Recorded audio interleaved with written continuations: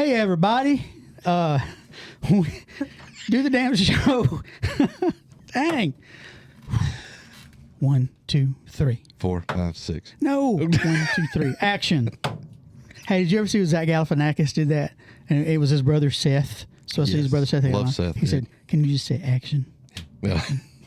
All right. Hey, everybody.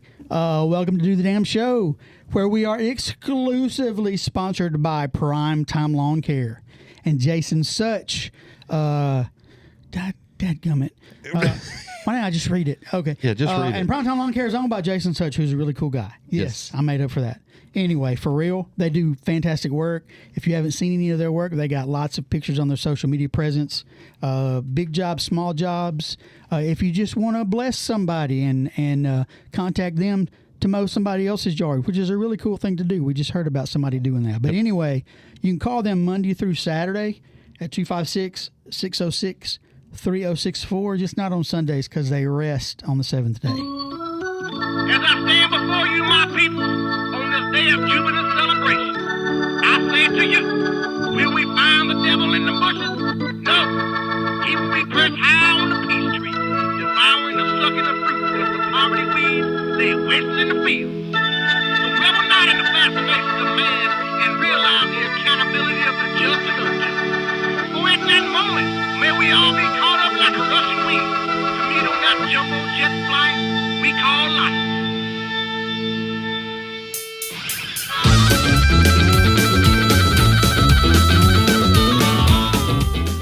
Welcome to Do the Damn Show. I'm your host, the tatted, the fatted, the one and only Casey Hughes. And with me in the studio, as always, co-host and producer. Super Farron? Or should I, since it's me, I should just say Farron? Farron. No, it's Super Farron. Okay, dude. Super Farron. Or we could go back to old Tatty Fatty. Or ad-lib commercial extraordinaire that's right. guy. And we have a very special guest with us today, Miss Courtney Carmack. Yes. How are you? Thank you. I'm great. We're glad Happy that to you're be here. What you gonna do? What you gonna do? What you gonna do when I spit at you? Hey, now what you gonna do? What you gonna do? What you gonna do? What you gonna do when I spit at you? Hey, now what you gonna do? Can I leave my family fortune and still take on no more care? Will the next bed that I take reveal it there? Could you lend your hand for me? Take all my wants and not my needs. I wanna lay my riches up on the other side. What you gonna do? What you gonna do? What you gonna do when it's spit at you? Hey, now what you gonna do? What you gonna do? What you gonna do? What you gonna do when it's spit at you? Hey, now what you gonna do? And we're back. Ooh, I started it again. Can I move now? Because when you held your finger up, I was Freeze frame. Freeze frame. We were just talking about the dentist stuff because I had a tooth out yesterday. You did have a tooth out yesterday. I was at, and I don't think it matters if I say it on the air because I don't want to say good things about them. It's so good. I was at Davenport. Yeah. They were really good to me too. They're awesome. It was awesome. Yeah. Yeah, that's the people that you want to be good to you. Well, and It's the teeth people, and you don't ever send your food back. Don't cuss out the cook, and don't fuck with the people that's in your mouth. I was gonna bring them donuts today. I didn't get a chance to because it was so busy. So Cavities for I'm gonna do it everyone. soon. I was just That so always thankful. happened when I worked at the dentist office. Always sweets and stuff. But I mean, I just felt so much better. I just wanted to do something for him. And my friend Mallory, who I go to church with, she works there. But also while I was there, every single person there got a card, and every single person there got the pitch as to why they needed to listen to our podcast. Hey, I love it. Yep. Farron is a selling son of a bitch. Let me tell love you. it.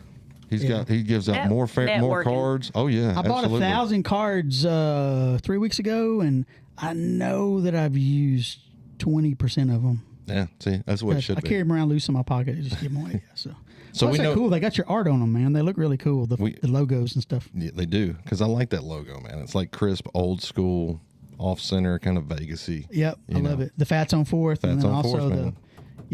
Which if people don't know what we mean, Fats on Fourth, that's the name of the studio. Yes. The podcast is Do the Damn Show. Correct. We have other podcasts, Guys Playing Poker, Leadership Equals. Yep. More ideas coming along the way. Yep. Matter of fact, if there's anybody listening that thinks that they got a great idea for a podcast, they just don't know how to start or where to do it, ask us. I could use our Email space. you, superfarron@dothedamnshow.com. SUPERFARON, 1 R. People always do 2 R's. No E-N, O-N. I said O-N. I know. I'm telling them. Oh, I thought I misspelled my own name. He's like, I know how to spell I did have a tooth pulled. Welcome to the shit show, Courtney. So how's your week been? It's been awesome. It's been That's good. great. It's been a good week.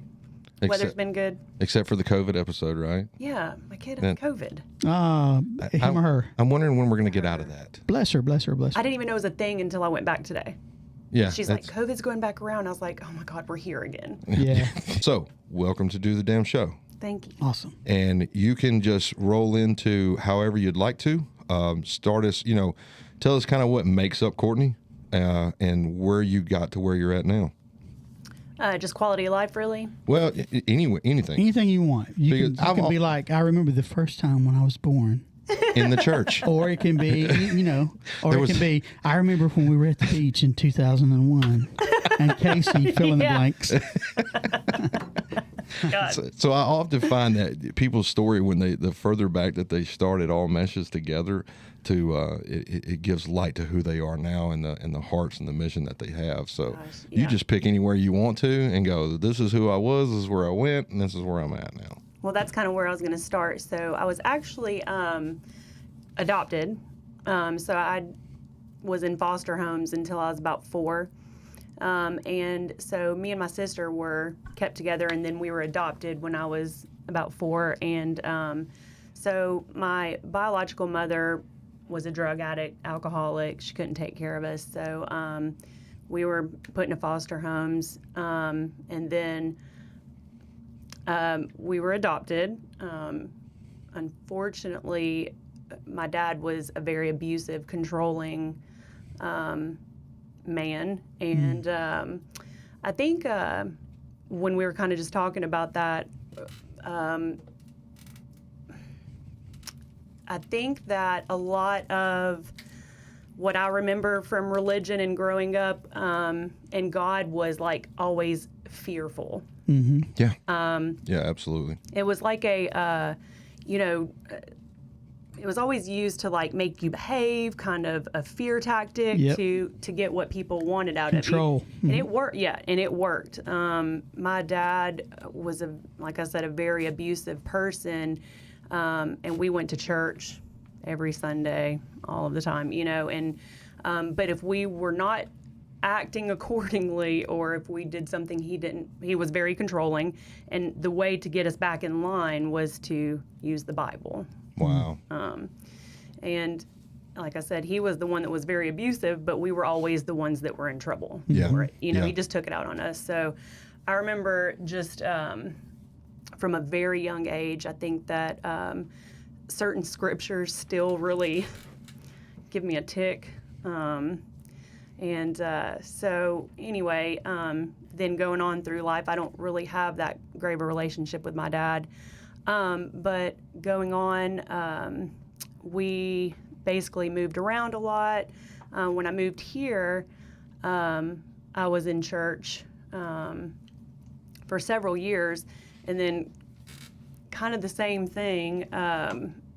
My dad, basically, as I got older, we fought way more because I was standing up for myself Yeah. and things like that. And instead of getting help from the church was like, oh, you're a rebellious teenager. And so Welcome to the club, Yeah. man. so it was never and we were so fearful of my dad. I mean, we would have never told what happened behind closed doors, like whatever. But I did try to kind of just hint around to that without telling everything. And that kind of got used against me with one of the youth pastors. And my dad ended up finding out, and it was a big, huge ordeal. We actually, I moved out not long after that, and then I really decided I wasn't going to go to church for a really long time after that. Sure. Yeah. Yeah. But strangely enough, I have this crazy pull towards God no matter what's happened in my life, spiritually, religiously, like whatever you want to say.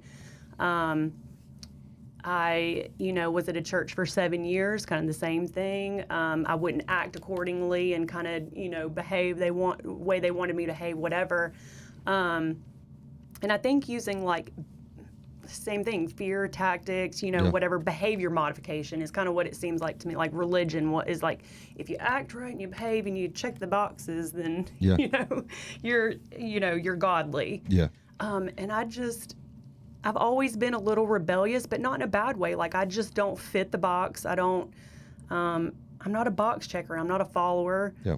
I kind of just create my own way. And so actually quality of life was kind of a way for me to do that. I've always felt pulled to help people and stuff. Like I went through a lot of therapy. Yeah, me too. For that Me too. stuff, Are you talking about as an adult? After the fact, as an adult? Yeah. I'm okay. still in therapy. I've been for about 3.5 years, but I just think that I think the hardest part of all of that for me is digging through all the things that someone else did to you. Yes. You know absolutely. what I mean? Yeah. That was the hardest part for me. And I will actually tell you, a lot of my healing came from, do y'all remember Bobby Carter? Yeah. Am I allowed to say his name? Okay, Yeah, so absolutely. so here's the weird thing. We've been joking around about oldest friends, right? Yeah. So Bobby Carter and I were friends when we were in diapers. Yes. Are you serious? Yeah, Yeah. and we grew up, again, it was people in the same church. Our parents were friends. And, I mean, there is a cassette recording of me and Bobby Carter at the age of, like, 3 singing Turkey in the Straw together. Yeah. And we were really good friends, but we weren't always close. It was back and forth because since his dad was a pastor, they moved a lot. So they would be here for a while. Okay. Yeah. And then he moved somewhere else, and like he graduated from high school in like Missouri, and then came back, and then we were both in the military, and then came back again, and so it's always been back and forth with us. But yeah, he is. If you talk about truly the person that has been outside of your blood relation that has been your friend the longest, he's got to be right there. That's incredible. Yeah. Sorry, I didn't mean to go off on that tangent. You just said his that's name, so I got amazing, excited. though. I think He's a everybody great feels dude. that way when people talk about, he's just like the most amazing theologian, but Yeah. almost the most humble and just, oh man, he saved my life in a lot of ways, religiously, because, like you said, you either go one way or I was teetering on that edge where I was just like, Yep. forget it, Yeah. because what he brought to my attention is because of my dad, and then kind of the way that the church was leading. I was always in trouble by men. Mm-hmm. So every time I was in trouble, it was a man, and it was always just the way they would talk to me a certain way, and think that I'm just kind of like, that's a lot of where I get rebellious. I'm like, don't talk to me like that, Yeah. Yeah, for sure. And Bobby would say, he came to me one day and he said, you were so spiritually hungry. He said, but you were so restless. He was like, until you rest, you learn to rest in who God is, you will never get over it. He's like, you're going to exhaust yourself and then you're going to give up.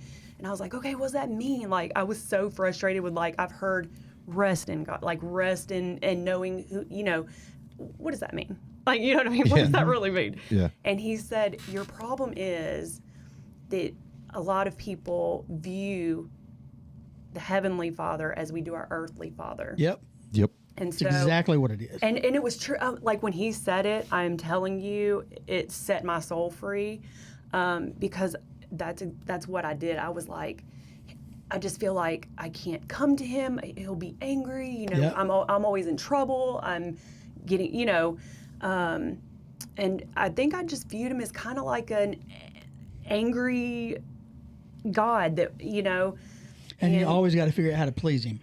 Yeah, and that was my problem. I was working so hard to, like, what do I need to do now, and what class can I take, and where can I dig, and what can I do? Yep. And Bobby changed my life. He just said, he read me a scripture, and I think it was in 2 Corinthians, and he said, just keep reading this over and over. And I remember when I finally learned what that rest meant, and like realizing that God was a gracious, merciful, loving God, it completely changed my thoughts on religion And see, that's what I always struggled with. You know, I say it all on every episode. This is, we're here because I got tired of people telling me I couldn't talk about God the way that I wanted to. right. Because I too, surprise, surprise, am not a box checker. I've never been a box checker. Right. And I always got in trouble in churches because I Do you look back love how now. when people say we were in trouble? Yeah. I look. Called in the office. I look back now and I go, you know, there was a lot of rebellion in there, but also God took me to a place of rest and peace and understanding that even though there was some rebellion in it, I got to understand. You can't just tell me, because I need to understand Yes. why. Yeah. And a lot of people find that as a challenge. Well, in the way that I did it when I was younger, yes, I can see where they would, you know, assume that about me, that he's being rebellious and he's challenging me and he's just stubborn and he's hard-headed. Why? Because I was challenging him and rebellious and stubborn and hard-headed. Right. But that was something that God put in me that later in life I began to find out is not necessarily a bad trait, because I want to know. Because if I do something, if you're anything like I am, if I do it, I'm 100, Yeah. probably 110. That's what you get out of me. But I got to be sold on it to be in Yes. it. Yeah. And, you know, I had those conversations. Well, if you were on fire for God, you wouldn't do this and yada, yada, yada. That don't work for people who don't check boxes. Well, Right. the thing about it is, see, because I was a box checker. What happened for me was I would work so hard to check the boxes, and then I'd be like, I checked the boxes. New And then boxes. somebody would turn the page. Be like, crap, another whole page of boxes. You're only at 592 of the 613. Yeah. You still got something to go. And what the turning point for me, and I'm like a broken record on this, and I don't care. I'll be a Yeah, broken me record too. on this, okay? The turning point for me is when we realize, you use the term being on fire for God.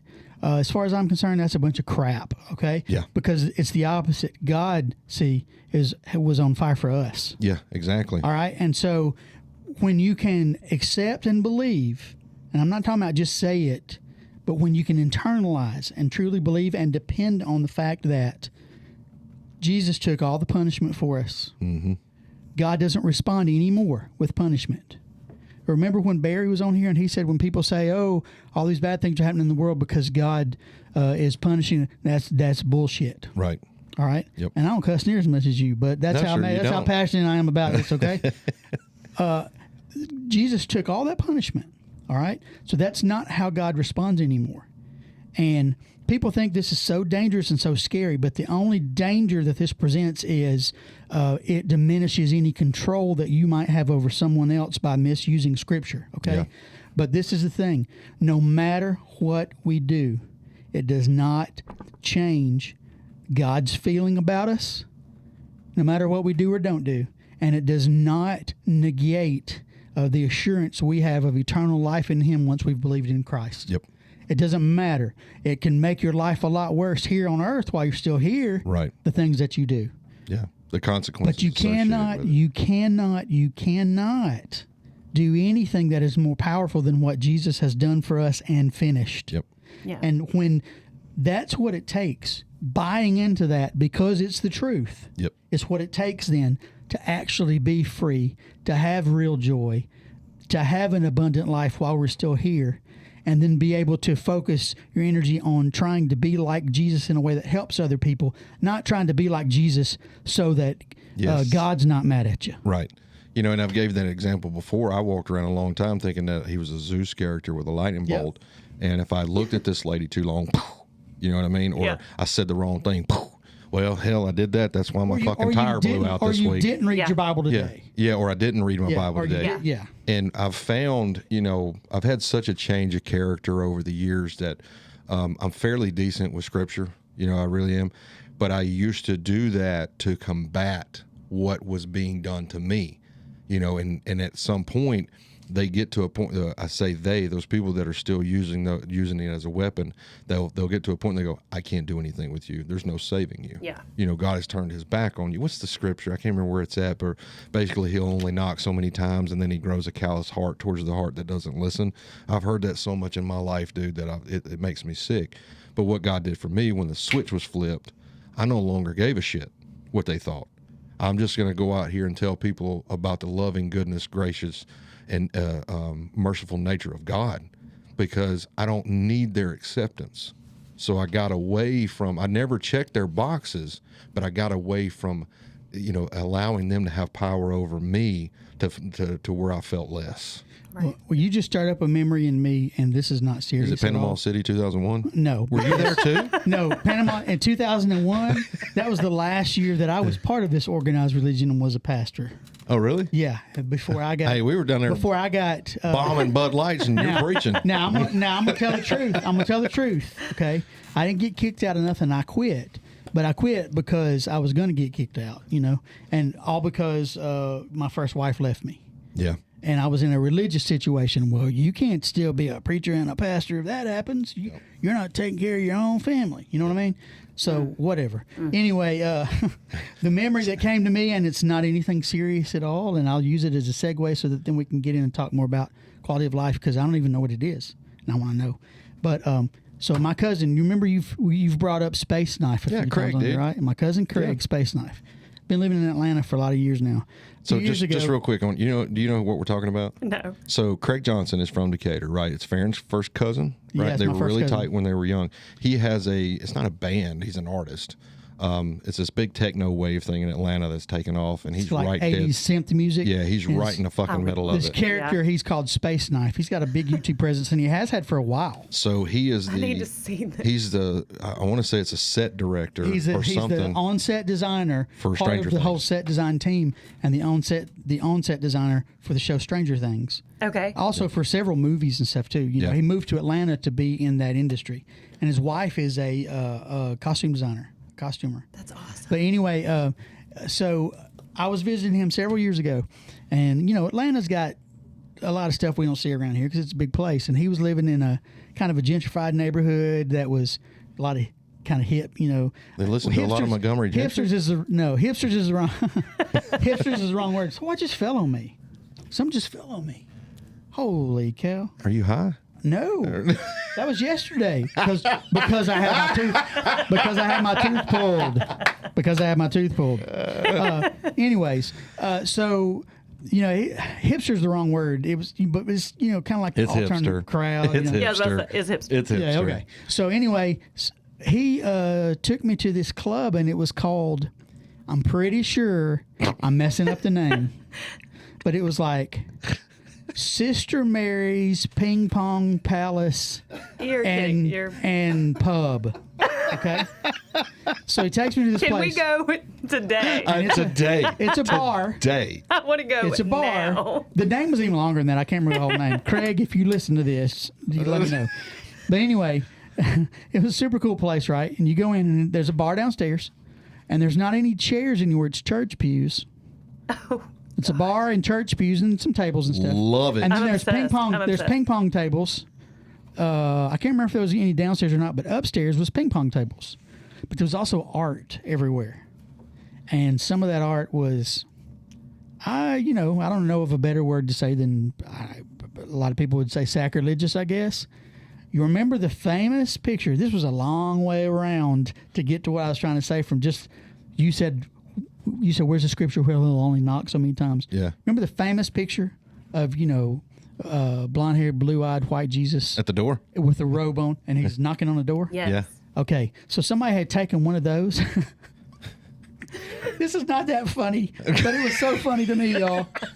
And I might actually would have this in my house because, see, I believe God and Jesus have a sense of humor. I do. And I believe too. that when Thank some of the God. jokes and stuff we tell, that Jesus would just grin and probably elbow you and maybe get you back with a better one if he was, right here physically. But this picture, see my laughing Jesus tattoo? I mean, that's how I think of him, okay? So this picture, it's that famous picture. He's knocking on the door.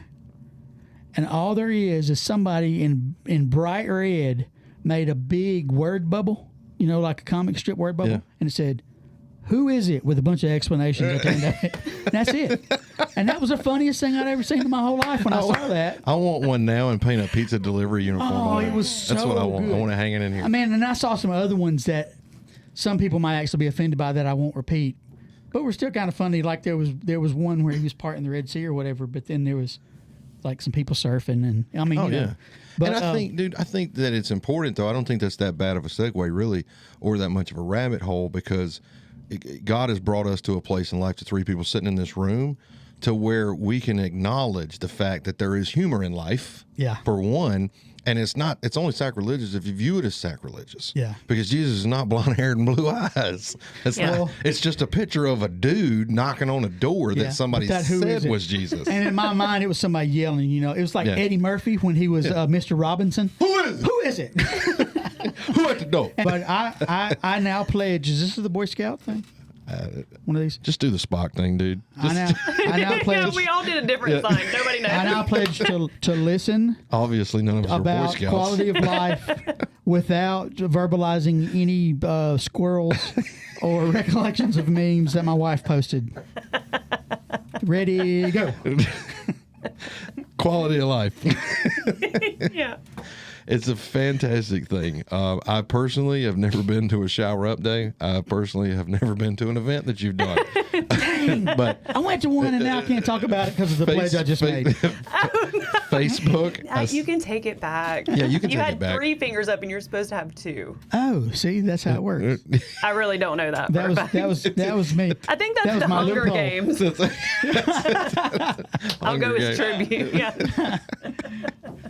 So tell us about quality of life. Yes. Oh, well, you're talking about the shower days and stuff like that. We actually started Quality of Life in 2014. Wow. And we didn't have a name for about 5 years. I didn't see Is the it need not in like it. an official nonprofit? We're a nonprofit, but I'm not 501c3. I Gotcha, just gotcha. don't see the need in it. I don't have the extra time to do all that. You don't have to have that to We're do what good we, things, We're right. called faith-based. And Okay. so we just say, look, if you want to donate and contribute, whether it's monetarily or goods, like you trust what I'm doing with it. If you don't, please don't. You know, like I don't, Yeah. you know. And it's specifically for what, like the homeless community? We started for the homeless community, and then it kind of went in a bunch of different avenues, which is really cool to where we are now. So you were speaking earlier to Bearded Warriors. We work with them in Huntsville. They're a veteran nonprofit. And then we really just help the needy and homeless community. Gotcha. We've done things for single mothers, things like that. But our first, avenue, our first thing was the homeless community. Yes. Mm-hmm. And a lot of people don't know, because I also came out of a homeless ministry, probably the same one that you were in. When people say homeless ministry, there are not a lot of people that have ever seen, been to, or would go to a camp. And a camp, Yeah. depending on which camp you're at, Yeah. can be a rough place. Well, Like, this is not just, hey, let's throw some tents up and sing Kumbaya. Well, and that's do, where my rebellious. So in the years that I did start that, when I was at a church, it was, well, why you can't do that? yeah. You're a woman going by yourself, or whatever that looked like, and I was just like, okay, well, I didn't ask. Like, I'm doing it anyway. I'm just kind of telling you what I'm going to do. Yeah. If you want to be a part, it's great. But So, okay, but thanks, you Yeah. know. But so that's actually how we started was we kind of, all over Huntsville, you see them all Yeah. over the place. And we just kind of would make bags and go out. And then that quickly went into, I was just like, well, then we're going to go to these camps. We ran up on Tent City, like what you were talking about, was Yeah. kind of where we started when that was huge. so there's a large community. oh yeah, Huge. Because, extensive. we tend to think, because we're just in Alabama, and even though Huntsville's the biggest city in Alabama, it's still tiny compared Yeah. to what most people consider a No, big dude, city. these Yeah. over at it used to be Cleveland Camp. Cleveland Camp. I'm pretty sure that's gone now. Yeah. But you would walk in, and it was just a road through the trees, and then you would have people living on each side of it. And as you got to an open area, there's just a community of people. And when I say community of people, to the point that some of them built decks outside their tents with pallets. Like, this was a legitimate homestead that these people did.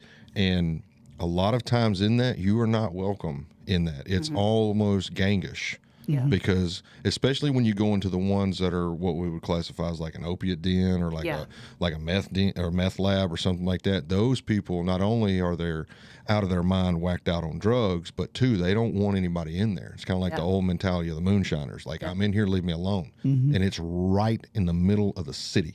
Yeah. So there's that big building over in Huntsville. The Dreamland Barbecue did this stupid ass commercial years ago where they made different buildings look like things, and they made this one look like a banana pudding, and it looks nothing like banana pudding.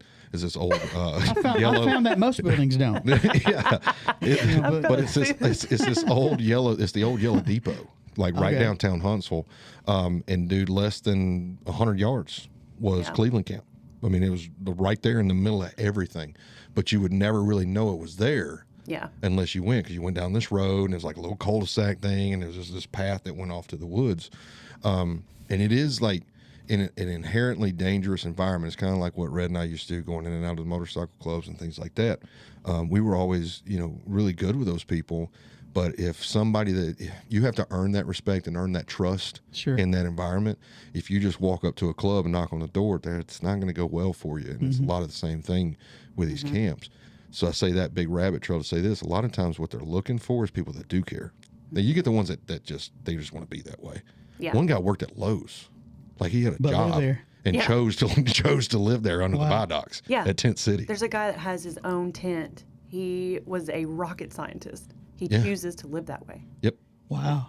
Which I also He applaud. lives off the grid and he loves it. we think he's the Maybe coolest it's just person for the banana pudding. Steve, I'll never forget. Steve was this little short black guy. We had a real conversation, and he was asking me for some bug. Can I just get some bug spray, brother Casey? Can I just get some bug spray? I said, man, I'll get you some bug spray. He's like, that's awesome, dude. And this was just an idea. He whips out his phone and makes a phone call and goes, dude, I got us some bug spray. They're gonna bring us some bug spray. And I'm like, where the hell did you get the phone from? You got a phone, but you need bug spray. Wow. Yeah, but they have programs to where people can have phones and things like that. But it just caught me off guard. Like he just phoned the rest of the community and goes, "Hey, I got bug spray." So there's somebody else going, "Hey, I got gift cards." Like it's this whole little connection of how they communicate. Though, if you hear a lot about in big cities where they where the homeless issue is. More talked about and well known, I guess, because it's a big city. And there's so many people in those situations that, we think, everybody there's just ignoring those poor people without thinking about the fact that, there's also some here 20 minutes up the road. Yeah. Yeah. But, because we're smaller communities, we tend to think we're immune to that. That doesn't happen here. No. And I'll tell you now, Decatur, the population in that demographic is growing rapidly. I know because extremely. A lot of things over in Huntsville are being shut down. Like Governor's. So folks got to go somewhere. Governor's Drive, for example, they've already demoed one project housing community.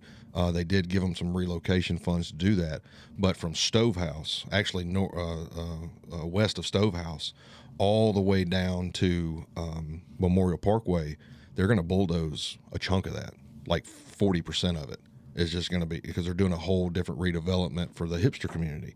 St. Mary's pinball wizard, ping pong table, and that's billiards. What I meant when I said gentrification. Yeah. That's what they're doing. So these people have to relocate. They have to find somewhere to go, and so I think that's a greater part of the influx that we have here. Yeah. I travel 4th Avenue a lot, coming here and then going to work. I actually come to work this way, and I've noticed Brother Coomer's crowd has grown extremely over the last year.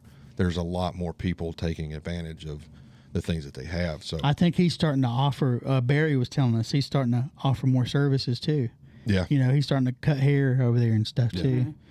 He's awesome. Which I think that's the cool thing about, because you mentioned Ty, the networking and the linking up that, like with Sue, and is it Hands Across Decatur, right? Yeah, Hands Across Decatur. So you got Hands Across Decatur, you got Quality of Life, you got Bearded Warriors, and I'm sure there's other folks that you work with that impact begins to grow, and it's a greater and larger impact that people don't know anything about. They don't know anything about the damn homeless community that we have here. Or that's what they I was choose not saying. to pay attention to it, Right. let alone about the avenues that they can support to help with that. There may be some church communities around here that I'm not aware of that are actively trying to help those folks. They do. But the thing about it is that's what Jesus would be doing, and that's Correct. what Jesus told us to do. Yep. And yet, these organizations that we're talking about now, while some of the people in those organizations, are Christians, those aren't necessarily Right. Christian organizations. Yes. Yeah. And that's and- Well, what or they're not Casey was church. Casey was speaking to earlier is, so we've actually been out to the camps and met churches every time we were out there. And I mean, and some of them were big. They were having like a serve day or something. Yeah. So there's 30 people out there, and we kind of roll up, and it's like it's a different kind of respect that we've earned. Oh yeah, yeah, You- absolutely. They can tell when you're a box checker, Mm-hmm. and Yeah. when they know you're just there because your church sent you out, or because you have these, things that you want to do in your church. But when we started going out, it was like, well, what church are you from? What church are you with? And there was when we first started, there was 5 of us maybe, and every one of us was from a different church or not in church at all, and we're like, we're not from a church. Yeah. What you mean you're not from a church? Yep. We're not from a church. Yep. And it's like we gained so much respect and traction within all of those communities like he's talking about, and it's very hard to do. But it was one of my favorite things to do. When we went out, we didn't want to just be like, here they are again. It was kind of like we built relationships with these people on respect, and that's hard to do as a little white girl, blonde hair white girl walking out there, because Yeah. it's scary. But I've never been scared of that. Whereas, I don't think that everybody's made to do those things. This is I very think true. that Sure. we Yeah. all have our gifts, and that's why not box checkers and rebellious people and things like that. If we hadn't been through a lot of the things that we've been through in our life, Yep. how would I be able to reach and really understand these people? You know what I mean? That's- You got your pew sitters that want to go out and visit a camp because the church told them to, but there's no connection. They Right. know, like I said, when we were out there and they're doing their serve day, whatever they're doing, they're all dressed alike, and they're working around, like the people are not even, the homeless community is not even paying attention to them. Yeah. When we roll up, and I'm not speaking to myself, I'm just saying that when we get there, we're not just doing work. We're building connections and relationships, and they know the difference. Yeah. Right. And if you can't get on their level and understand them to some extent, you don't build the trust, and they don't, they're not going to this- hang out with you long. You're just dropping goods off, which is great. This is one thing that a lot of people don't realize. A better part of the homeless community that I've had interactions with, whether they be addicts or not, are insanely intelligent people. Yes. And they will take you for everything that you have. Yes. If you're a Sally Pew sitter and Yeah. you walk in with 6 cases of water and they go, man, we really need 15 cases of water. Yeah. And they know that you'll go do it. Yeah. They'll do it. I had a guy over at Cleveland one time. I took him some gift cards. Steve, me and him got along so well. We actually became friends for quite some time. I took him some gift cards.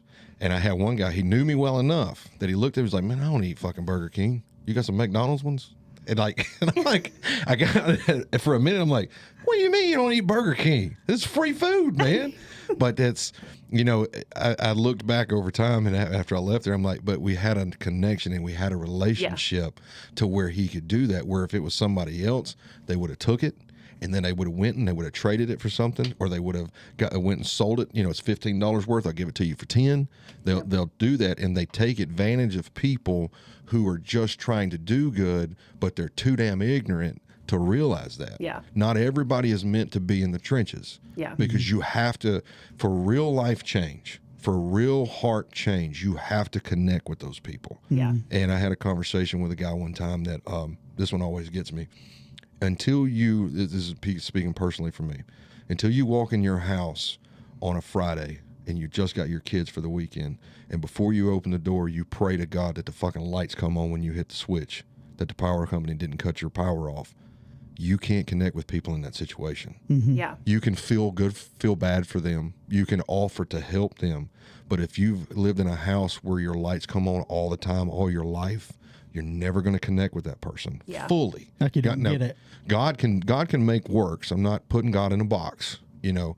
But to make that impact, you have to be able to get with people and go, look, I know what it's like to be mentally fucked up. Yeah. I know what it's like to be emotionally fucked up. I know what it's like to be physically fucked up.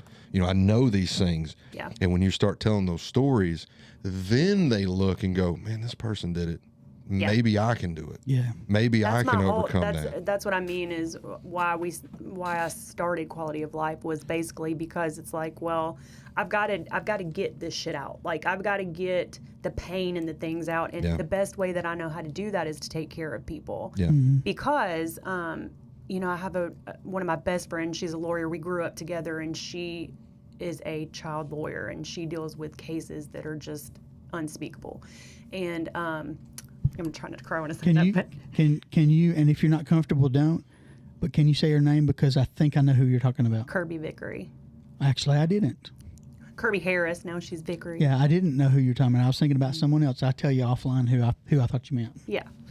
But we grew up together, and she knows my story. And she just said, after I had my girls, you know, I've been a single mom for a long time. And she said, when women come in, or men or whatever, she said, I compare him to you as a parent.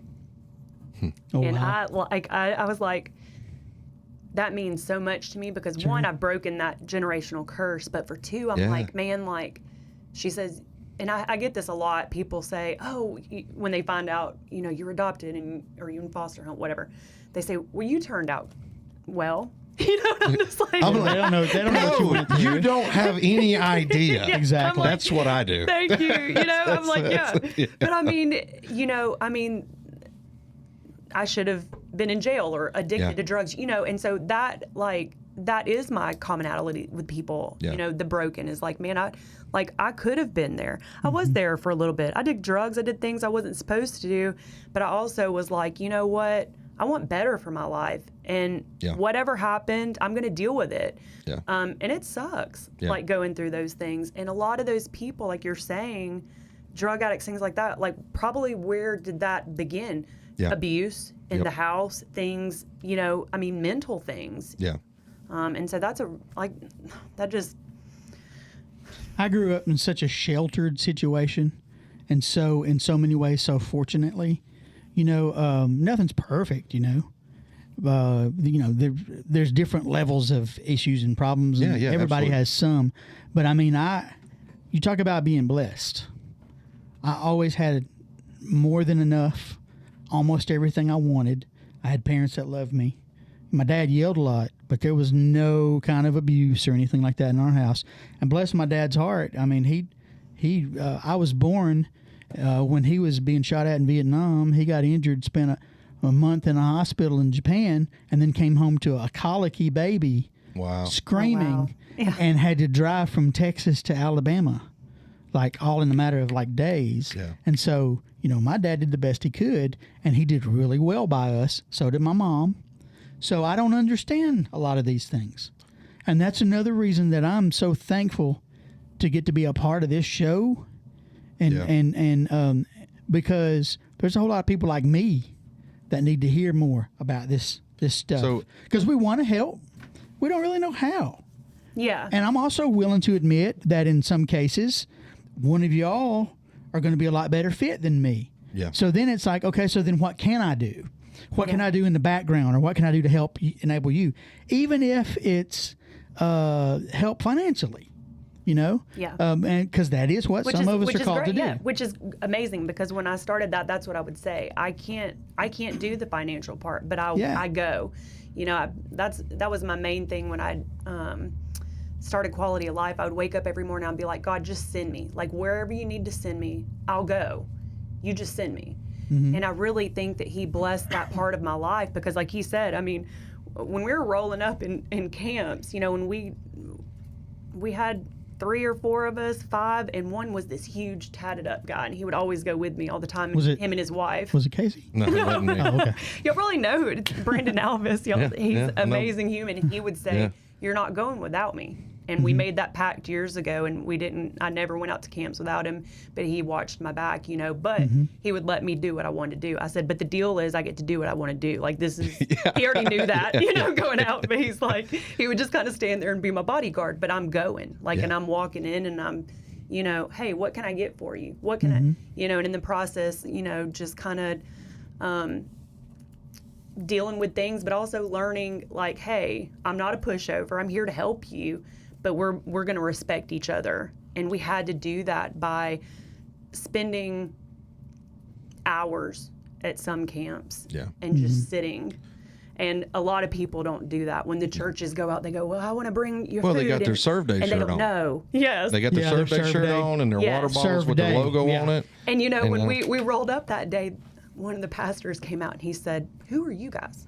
And I said, and I can't remember if I think we did have a name by then. I think QOL. And I just said, we're with QOL. Well, what church are you with? We're not with the church. Oh, okay. He was like, well, I'd really love to pair up with you. No. And figure out. He's like, you just kind of walked in here and y'all just took over. And I said, you know, well, this is our passion. You know what I mean? Yeah. And he said, that's what I feel like we're lacking. So it's if you're listening, I don't know why I get on these tangents sometimes, but if you're listening or if you're watching this I don't put anybody on a pedestal that comes in here. I really don't.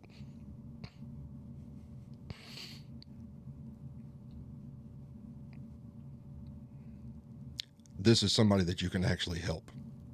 Yeah. Let them, I don't know how to say it any other way. Let her do her damn job. Let her do what she was called to do. I'm not out there with those people. I could, but that's not what I'm to do. Yeah. I'm supposed to operate in what God wants me to operate in. And if we want to help, but that's not, you know, our gift. Yeah. Then what can we do? Yeah. On the sidelines, in the background. Yeah. You know, we don't have to receive recognition for that. We don't have to be standing alongside anybody in the picture that might wind up in the paper.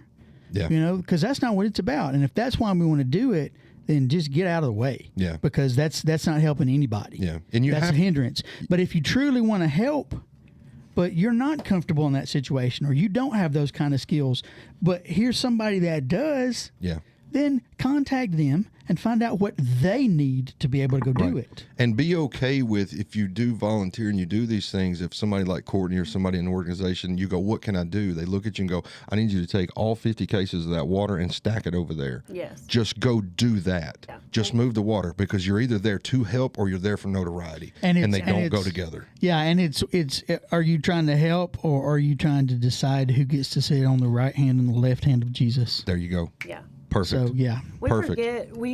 I think religion forgets too that Jesus was so relational. Yes. And intentional. And I think that there are very well-meaning people that want to go and do the things, but it's just not their calling. Yeah. And I don't know, like, I think that I just got ADD, sorry.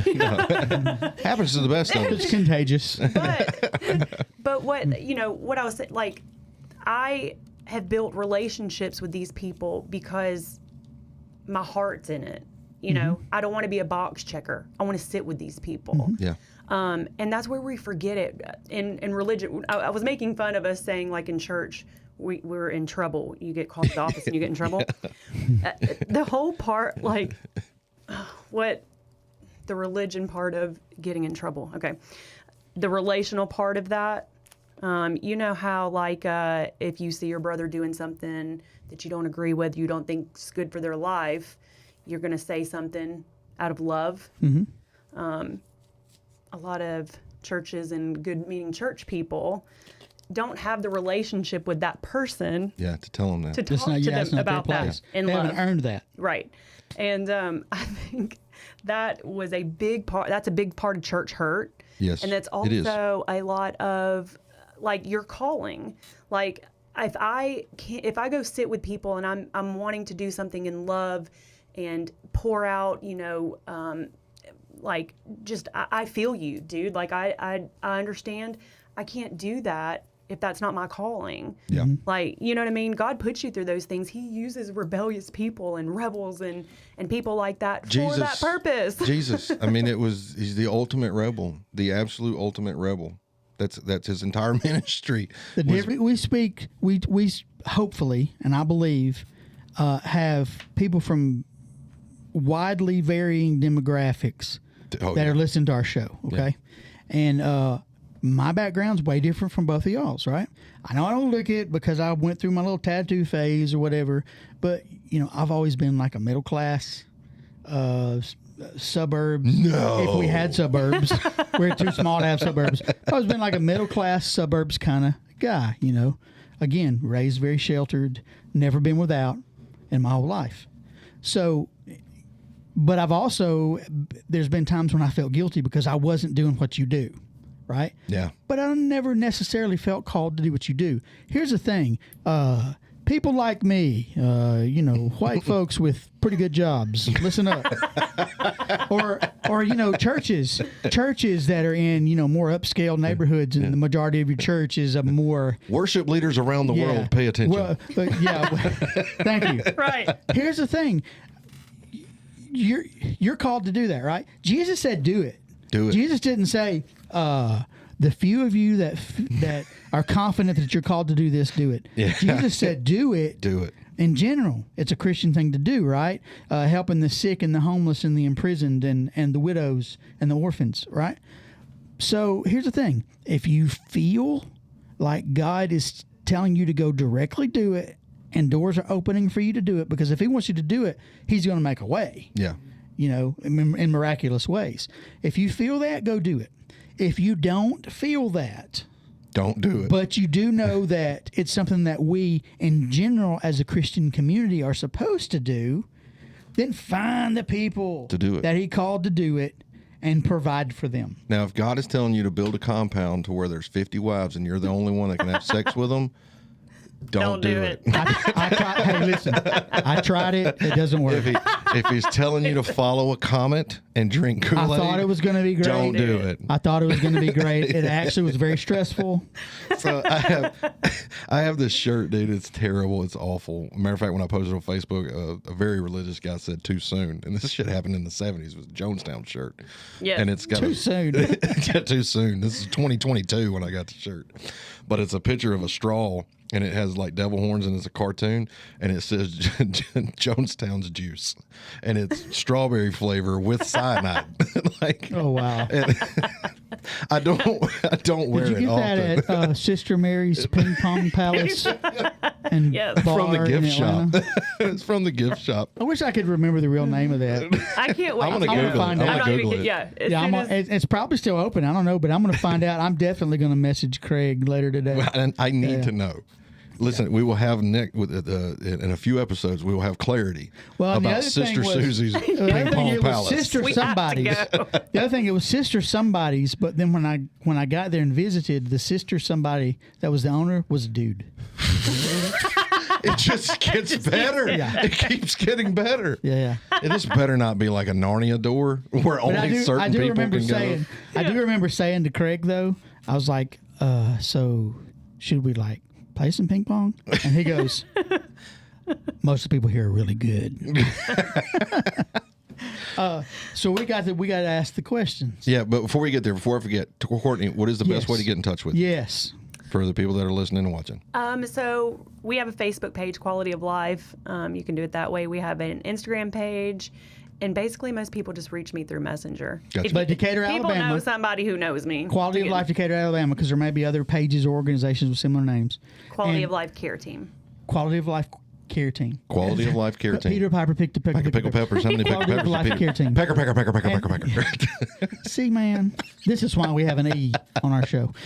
No, that was So- because of the damn shit and asses that came out. That's why.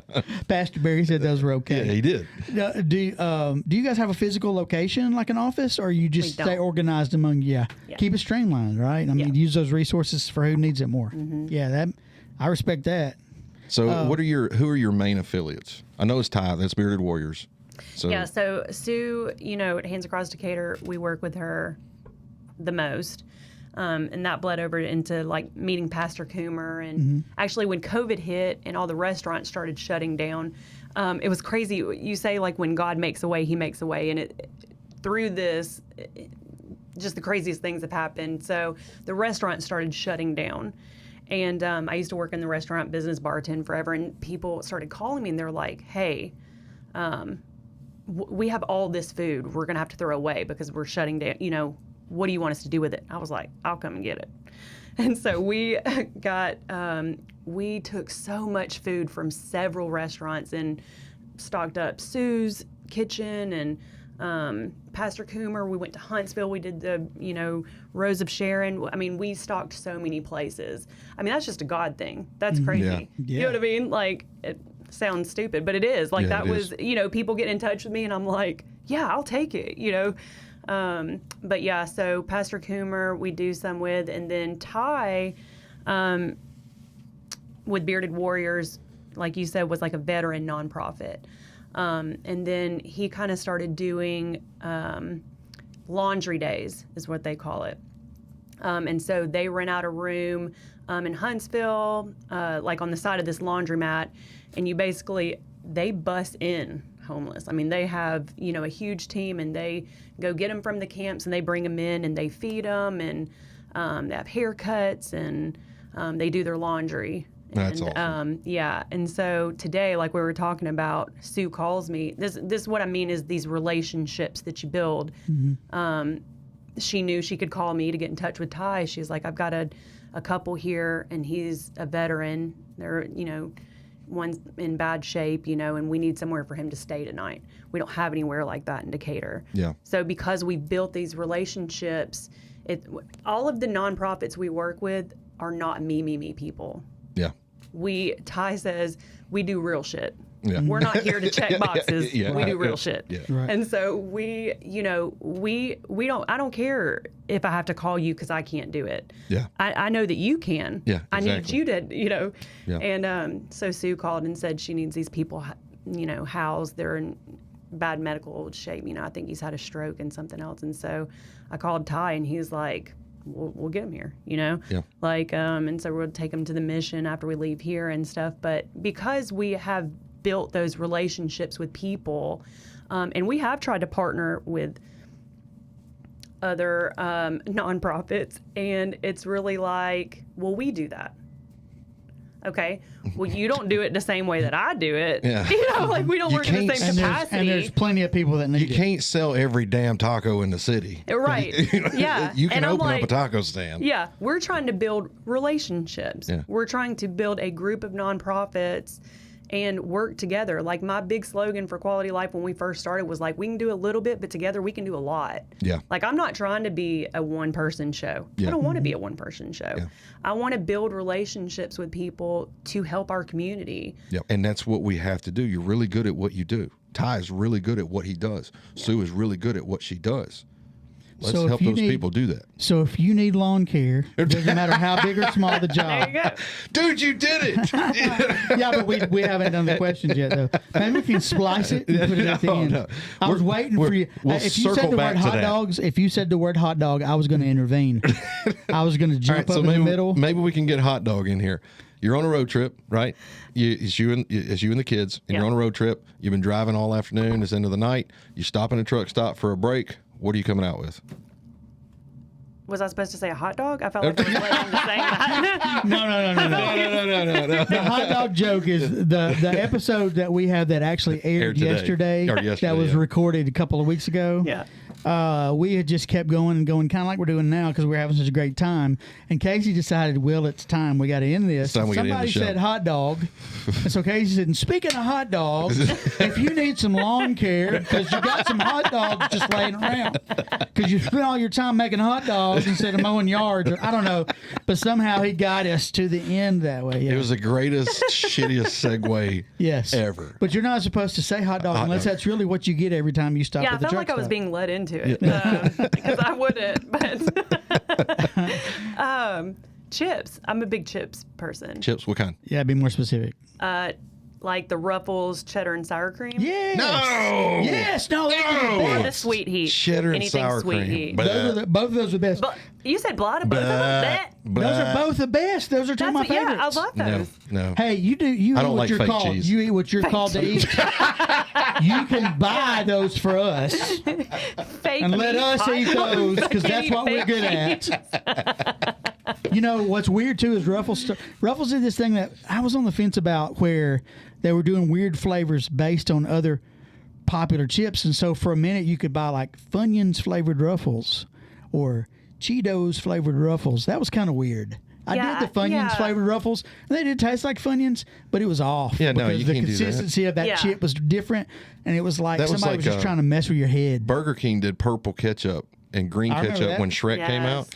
And And it remember- tasted the same, but I couldn't get past the. Yeah. I'm like, Remember when it's Burger green. King had the Hey, Sunday? just stick to what you're good at. yeah, Yeah. red Remember- ketchup. You know what I We mean? don't need purple fucking ketchup. Damn. Remember when Burger King had the Sunday for a while with bacon on it?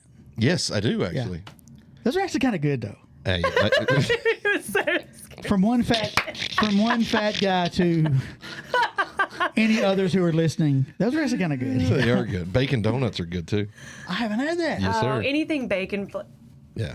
I don't understand it. So you go back to being a kid. What was your favorite Christmas? You walk in. What's under the tree? Hot dogs. Bacon flavored hot dogs. I'm sorry, y'all. Rollerblades. Rollerblades. Inline. Yes. Inline.